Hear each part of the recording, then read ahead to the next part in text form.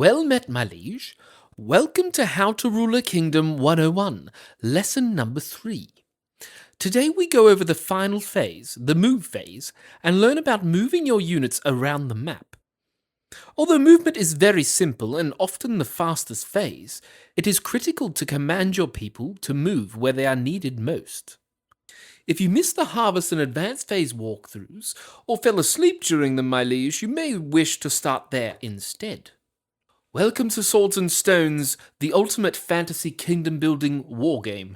My name is Pontius Piddlesworth, and it is my duty to see that you know how to command these puny-minded villagers to work for you.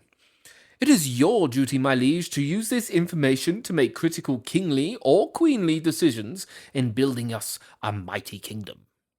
Let's dive in. Each unit in Swords and Stones has a movement value listed in their profile. Most human units that use their feet to move, specifically your villagers, kings, and warrior units, all have a movement of 6 inches per turn.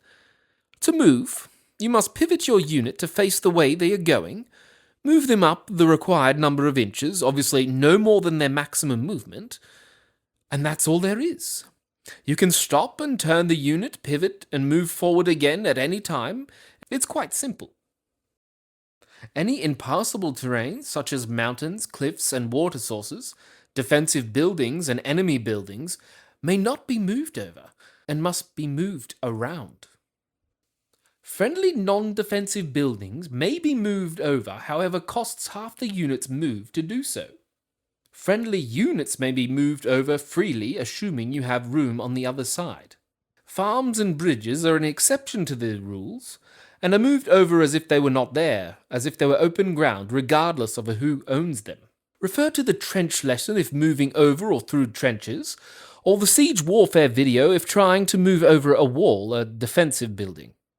Forest and outcrop resource sites can also be moved into and through and fought over, as can other terrain, such as shallows, swamps, snow, etc., all that slow down or alter a unit's ability in some way, all outlined in the terrain features lesson in the future. Hills don't affect a unit's movement, however offer combat and range bonuses for you to take advantage of, my liege. Besides when moving ships around a map, any unit that moves off the map is removed from play as if they have fled the lands for good.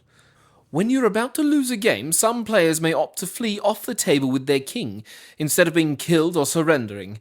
This is mainly for roleplay value. You still lose if you flee the lands, my liege. As mentioned, models are free to turn their facing any time during any player's move phase.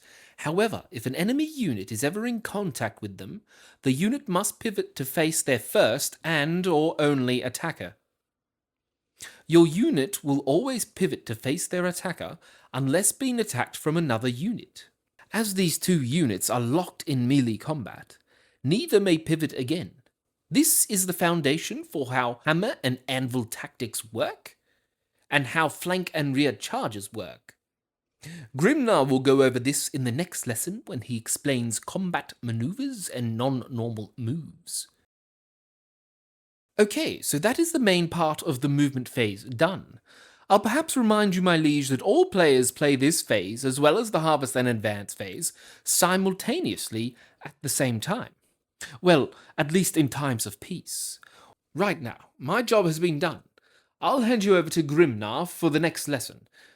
I'm off to go smell some villagers. There's been reports of people skipping their monthly bath.